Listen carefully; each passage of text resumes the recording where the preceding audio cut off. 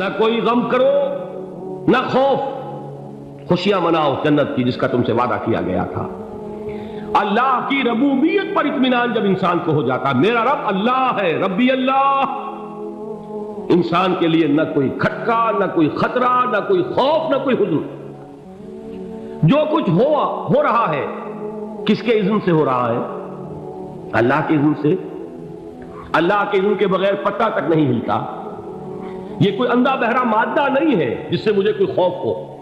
اندھا بھینسا چلا رہا ہو اس سے تو ڈرنے کا ہر انسان کو ڈرنا چاہیے، نہ معلوم کس کو ٹکر مار دے، لیکن نہیں، اس کائنات کو چلانے والا ایک سمیع و بصیر خدا ہے، وہ جو میرا دوست ہے، میرا ولی ہے۔ اللہ ولی الذین آمنوا یخرجہم من الظلمات الی النور۔ اللہ اہل ایمان کا ولی ہے، ساتھی ہے، پشت پناہ ہے، مددگار ہے، حمایتی ہے۔ بتائیے جسے یقین ہو جائے کہ اللہ میرا مددگار، اللہ میرا محافظ، اللہ میرا پشت پناہ، اللہ میرا حمایتی، اس کے لیے کوئی خوف ہوگا؟ اسے کوئی ڈر ہوگا؟ میں مثال دیا کرتا ہوں ایک بہت سادہ، پنجاب کے دیہات کی۔ وہ بڑا چودھری ہے اور کوئی غریب کسان ہے۔ اس غریب کسان کی کہ جانوروں کو ہر وقت اندیشہ ہوگا چوری کا، کوئی میری بھینس کھول کر نہ لے جائے، کوئی میرا بیل کھول کر نہ لے جائے۔ لیکن جس کے بارے میں یہ سب کو معلوم ہو کہ وہ جو بڑا چودھری ہے وہ اس کا دوست ہے، اس کی بچیا کو کوئی خوف ہوگا؟ اس کی بھینس پر کوئی ہاتھ ڈالے گا؟ اسے کوئی اندیشہ ہوگا؟ نہیں۔ کیوں؟ کہ وہ بڑا چودھری، بڑا اس کا یہاں کا سردار، جاگیردار، سب کو معلوم ہے وہ میرا دوست ہے، کوئی میرے خلاف اقدام نہیں کر سکتا۔ اس دنیا میں یہ چھوٹی سی بات اگر آپ کے دلی اطمینان اور سکون کا باعث بن سکتی ہے تو ذرا تصور کیجئے۔ میں لفظ تصور استعمال کروں گا صرف اس لیے کہ اس کا ہم جس کو کہتے ہیں ادراک اور شعور کر نہیں سکتے، اگر کے ساتھ کر سکتے۔ اگر یقین ہو کہ اللہ میرا مددگار اور یقین ہو کہ اللہ ہر آن میرے ساتھ ہے، پھر کوئی خوف؟ کس کا خوف؟ کوئی شے اللہ سے بالاتر ہے؟ کوئی قوت اس سے زیادہ طاقتور ہے؟ کوئی اس کے ارادے کو بدلنے والا ہے؟ کوئی اس کی مشیت کے آڑے آنے والا ہے؟ یہی بات ہے جو حضور نے فرمائی۔ یہ ایمان کا حاصل ہے لب لباب، کہ دیکھو اچھی طرح اس بات کو ذہن نشین کر لو، اگر تمام انسان مل کر تمہیں کوئی نقصان پہنچانا چاہے نہیں پہنچا سکتے مگر جو کچھ اللہ نے لکھ دیا ہو، اور تمام انسان مل کر تمہیں کوئی نفع پہنچانا چاہے نہیں پہنچا سکتے مگر وہ شے جو اللہ نے طے کر دی۔ آپ پھر میں کہوں گا ذرا تاریخ کیجئے، اسے فرض کیجئے، اسے سوچئے، اگر اس حدیث پر ہمارا دل ٹھکا ہوا ہو تو کسی سے ڈر ہوگا؟ یہ مجھے نقصان نہ پہنچا دے، یہ میری رپورٹ خراب نہ کر دے، یہ میری انکریمنٹ نہ رکوا دے، یہ میرا یہ نہ بگاڑ دے، یہ میرا یہ نقصان نہ پہنچا دے۔ اس کا ڈر، اس کا ڈر، اس کا خوف، اس کی خوشامد، اس کے لیے جا کر طرح طرح سے اپنی عزت نفس کو ذلیل کروانا اس کے سامنے، یہ سب کچھ کیوں کرتا ہے انسان؟ جب سمجھتا ہے کہ اس کے ہاتھ میں میرا کوئی نفع ہے، اس کے ہاتھ میں میرے لیے کوئی ضرر ہے، یہ مجھے کوئی غضب پہنچا سکتا ہے، یہ مجھے کوئی نقصان پہنچا سکتا ہے، یہ میرا کوئی کام بنا سکتا ہے، یہ میری کوئی ضرورت پوری کر سکتا ہے، اسی کا نام شرک ہے۔ جہاں آپ نے یہ سمجھا کہ غیر اللہ کے اندر کوئی طاقت موجود ہے وہی شرک ہے۔ بتوں سے تجھ کو امید ہے، خدا سے نو امیدی، مجھے بتا تو صحیح اور کافری کیا ہے؟ شرک تو یہ ہے جس پر بھی تمہیں یہ خیال ہے، کلمہ ہے یہ کلمہ سوم، لا حول ولا قوت الا باللہ، ذرا اس پر دل کو کبھی اگر آپ تصور کریں، پھر فرض کریں، دل ٹھک جائے اس پر، کوئی طاقت نہیں۔ یہی بات تھی جو شیخ عبد القادر جیلانی رحمۃ اللہ علیہ نے اپنی وصیت میں اپنے بچے سے کہی۔ 11ویں دینے والے ہیں لیکن حضرت شیخ عبد القادر جیلانی کی وصیت اور تعلیمات کو کتنے لوگ ہیں تو جانتے ہو؟ یہ جن مقامات تک پہنچے ہیں وہ کس چیز کی بدولت پہنچے؟ انہوں نے جو پیغام دیا وہ کیا تھا؟ اے میرے بچے، جس طریقے سے قرآن مجید میں حضرت لقمان کی نصیحتیں جو ہے نقل کر دی گئی ہیں، میں یہ عرض کروں گا بالفرض اگر قرآن حضرت عبد القادر جیلانی کے بعد نازل ہوا ہوتا تو شیخ عبد القادر کی یہ نصیحتیں بھی قرآن میں درج ہوتی۔ اتنی اونچی نصیحتیں ہیں. اے میرے بچے اس حقیقت کو ذہن نشین کر لے, لا فاعل فی الحقیقت ولا مؤثر الا اللہ. اس کائنات میں نہ کوئی فاعل حقیقی ہے نہ مؤثر حقیقی ہے سوائے اللہ. کسی شے میں کوئی تاثیر نہیں اگر اللہ نہ چاہے. آگ جلا نہیں سکتی اگر اللہ نہ چاہے. پانی ڈبو نہیں سکتا اگر اللہ نہ چاہے. زہر ہلاک نہیں کر سکتا اگر اللہ نہ چاہے. کوئی چیز فائدہ نہیں پہنچا سکتی اگر اللہ نہ چاہے. تو در در پہ کیوں سر جھکاتے ہو؟ در در پر کیوں جبیں سائی کرتے ہو؟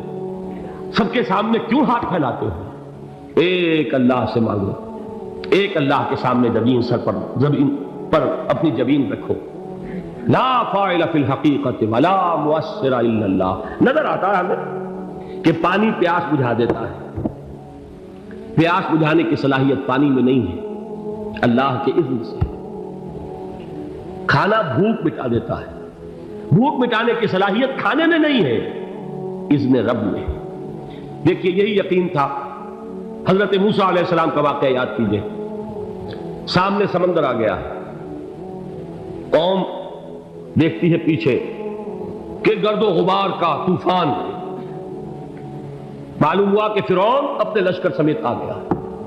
لشکر جب چلتا تھا تیز رفتاری کے ساتھ تو گرد و غبار کا جو طوفان اٹھتا تھا اس کا تصور کیجیے. اور لمحہ بلمحہ وہ قریب آ رہا ہے. پوری قوم نے کیا کہا؟ اے موسیٰ انا لمدرکون, اے موسیٰ ہم کو پکڑے گئے. قرآن مجید نے تو یہاں وہ باتیں نہیں لکھی ہیں, لیکن تورات میں یہ درج ہے کہ بنی اسرائیل جھگڑنے لگے, دست و گریبان ہو گئے موسیٰ کے ساتھ. موسیٰ نے یہاں مروایا لا کر, اس سے تو ہم ہی بہتر تھے. وہاں کھانے کو ملتا تھا, زندگی تو تھی, بیگار ہم کر رہے تھے, موت تو نہیں تھی. اب جو کچھ ہوگا اس کا تصور کرو, جس طریقے سے ہمارے ٹکڑے اڑائے جائیں گے. تو لڑ رہے ہیں حضرت موسیٰ علیہ السلام سے. یہ تورات کی تفصیل ہے. قرآن میں صرف اتنا آیا ہے, پریشان ہو کر انہوں نے کہا انا لمدرکون, موسیٰ ہم کو پکڑے گئے. اس وقت موسیٰ کا جواب کیا ہے؟ کلا ان معی ربی سیہدین. نہیں, میرے ساتھ میرا رب ہے, وہ راستہ دے گا. بتائیے کہاں راستہ نظر آ رہا ہے؟ یہ ہے ایمان بالغیب. راستہ نظر نہ آئے تب اللہ پر یقین ایمان ہے. جیب میں پیسے ہوں اور تب دل کو اطمینان ہے تو ایمان کس پر ہوا؟ پیسے پر, اللہ پر نہیں. جب وسائل و ذرائع نہ ہو اور پھر یقین ہو کہ اللہ مسبب الاسباب ہے, وہ اسباب کا پابند نہیں ہے, وہ اسباب کا محتاج نہیں ہے, اسباب اس کے محتاج ہے. اگر یہ یقین ہے تو اللہ پر ایمان ہے. یہ نہیں ہے تو تمہارا ایمان اسباب پر ہے, وسائل پر ہے, ذرائع پر ہے, مادیات پر ہے, اللہ پر نہیں. اس وقت کہاں راستہ تھا؟ کوئی راستہ تھا؟ سمندر ہے اور ادھر سے لشکر آ گیا ہے. کلا ان معی ربی سیہدین. اب دیکھیے ایمان کہہ دینا آسان ہے, ہوا معکم اینما کنتم, جہاں کہیں بھی تم ہوتے ہو اللہ تمہارے ساتھ ہوتا ہے. لیکن اس کا یقین قائم ہو جائے تو زمین و آسمان کا فرق واقع ہو جائے. یہی بات ہوئی حضور کے ساتھ. غار ہے, چھپے ہوئے ہیں محمد رسول اللہ اور آپ کے وہ یار غار ابو بکر صدیق رضی اللہ تعالی عنہ. اقبال نے حضرت ابو بکر کی شان میں چند اشعار کہیں صرف, لیکن واقعہ یہ ہے کہ بھاری بھاری نظموں پر اور قصیدوں پر بھاری ہے. طویل ترین نظمیں اور قصیدے ہوں ان پر بھاری ہے. ہمتیں ابو بکر کی ہمت جو ہے, کشت ملت را جو اب جیسے بارش سے کھیتی اپجتی ہے, ابو بکر کی ہمت اور عظیمت اس امت کو اسی طرح سینچنے والی ہے. ثانیے اسلام و غار و بدر و قب, وہ دوسرے تھے اسلام میں دوسرے. پہلے کون تھے؟ انا اول المومنین, حضور فرماتے سب سے پہلا ایمان لانے والا میں. دوسرے ابو بکر. ویسے ہمارے ہاں یہ چلتا ہے اختلاف, حضرت علی پہلے ہیں کہ حضرت ابو بکر پہلے ہیں, لیکن اس میں بڑی خوبصورت تطبیق قائم کی ہے علماء نے, اور بہت صحیح ہے. چار کے بارے میں فیصلہ ہی مت کرو کہ کون پہلے. ان کی ایک عجیب تقسیم کر دی ہے.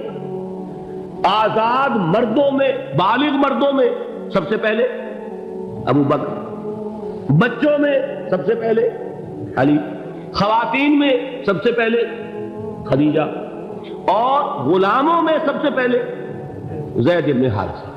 بڑی پیاری تقسیم ہے، یہ چاروں ہی پہلے ہیں، ہر ایک کے لیے اولیت ہے۔ اور واقعہ یہ ہے کہ اگر زمانی اعتبار سے تعین ہوگا تو پہلے خدیجہ الکبریٰ آئیں گی رضی اللہ تعالیٰ عنہ۔ کسی اور سے بات کرنے کی نوبت بعد میں آ سکتی ہے، پہلے تو اہلیہ محترمہ سے بات ہوئی، آتے ہی پہلی وحی ہوئی ہے، ابھی تبلیغ کا حکم نہیں تھا۔ کس کو بتایا واقعہ؟ ابھی اپنی نبوت کی تبلیغ کا تو حکم ہی نہیں آیا۔ واقعہ کس کا ہے؟ وہ خدیجہ کا ہے۔ جب کہا ہے کہ خشیت علی نفسی، مجھے اپنی جان کا اندیشہ ہے، تو کیا جواب دیا خدیجہ نے رضی اللہ تعالی عنہا؟ وہ صدیقۃ الکبریٰ ہے۔ صدیقات جو ہے خواتین، ان میں چوٹی پر خدیجہ الکبریٰ ہے رضی اللہ تعالی عنہا، اور صدیق جو مرد ہیں ان میں صدیق اکبر ہے ابو بکر صدیق رضی اللہ تعالی عنہ، لیکن صدیقات میں چوٹی پر۔ جب حضور نے فرمایا خشیت علی نفسی، کیا فرمایا، کیا عرض کیا، کیسے تسلی دی؟ نہیں، اللہ آپ کو ضائع نہیں کرے گا، آپ غریبوں کے ہمدرد ہیں، آپ مساکین کے تکالیف رفع کرنے والے ہیں، آپ بیواؤں کی سرپرستی کرتے ہیں، آپ مسافروں کی خدمت کرتے ہیں، اللہ آپ کو ضائع نہیں کرے گا۔ یہ یقین ہے اس خاتون کے اندر۔ خیر وہ ایک علیحدہ بات ہو جائے گی۔ میرے دل پر حضرت خدیجہ رضی اللہ تعالیٰ عنہ کی شخصیت کا بڑا گہرا نقش ہے، جو وہ کوئی اور ہی وقت اور موقع ہوا تو بیان ہوگا۔ بہرحال اقبال نے ایک مصرے میں جو 4 اولیتیں جمع کر دی ہیں، ہمت او کشت امت را چو ابر، ثانی اسلام و غار و بدر و قبر۔ اسلام میں حضور کے بعد پہلے کون؟ ابو بکر۔ غار میں حضور کے ساتھ کون؟ ابو بکر۔ بدر کی رات اللہ کا رسول سر بسجود، وہ جھاڑ، وہ گھاس پھوس کی جو جھوپڑی بنائی گئی تھی، اور وہاں تلوار ننگی لے کر پہرا دینے والا کون؟ ابو بکر۔ اور اس حجرہ عائشہ میں محمد کے بعد سب سے پہلے دفن ہونے والا کون؟ ابو بکر رضی اللہ تعالیٰ عنہ صلی اللہ علیہ وسلم۔ وہ جو معاملہ میں سنا رہا تھا غار ثور کا، حضرت ابو بکر بھی حضور کے خیال سے لرز گئے ہیں۔ آپ کو یاد ہوگا کہ جا کر پہلے تمام جتنے سوراخ تھے انہیں بند کیا ہے، ایک سوراخ رہ گیا تھا جس کو بند کرنے کے لیے کوئی کپڑا نہیں تھا، وہاں اپنی ایڑی رکھی ہے، تب کہا ہے حضور سے تشریف لائیے، اور اپنے زانو پر حضور کو لٹایا ہے، اور وہاں کسی موذی جانور نے کاٹا ہے، حضور کی آنکھ لگ گئی تھی، اس وقت اس بل کے اندر جو بھی بچھو ہے کیا ہے واللہ عالم، اس نے کاٹا ہے، اس کی تکلیف کی وجہ سے ابو بکر کی آنکھوں سے آنسو ٹپک گئے، حضور کے چہرے مبارک پر پڑے ہیں، تو حضور جاگے ہیں، معاملہ کیا ہے؟ ایڑی نہیں ہٹائی وہاں سے، مبادا وہ جانور وہاں سے نکل کر محمد الرسول اللہ کو کوئی گدن پہنچا دے، ابو بکر کی ایڑی ہے، جس طرح چاہے کھا لے، ختم کر دے، جان نکل جائے تب کوئی آنچ آئے محمد پر تو آئے، لیکن جیتے جی نہیں۔ وہ ہے ابو بکر حضور کے خیال سے۔ اس وقت حضور نے پھر اپنا لعاب دہن لگایا ہے، اور اس سے پھر آپ کی تکلیف ختم ہوئی۔ جیسے خیبر میں حضرت علی کی آنکھ دکھ رہی تھی، اس کو جو شفا حاصل ہوئی ہے وہ بھی حضور کے لعاب دہن سے ہوئی۔ تو بہرحال اس وقت انہوں نے کہا ہے کہ اے نبی یا رسول اللہ، اگر اس وقت ان میں سے کسی نے غیر ارادی طور پر بھی اپنے قدموں کی طرف جھانک لیا تو پکڑے جائیں۔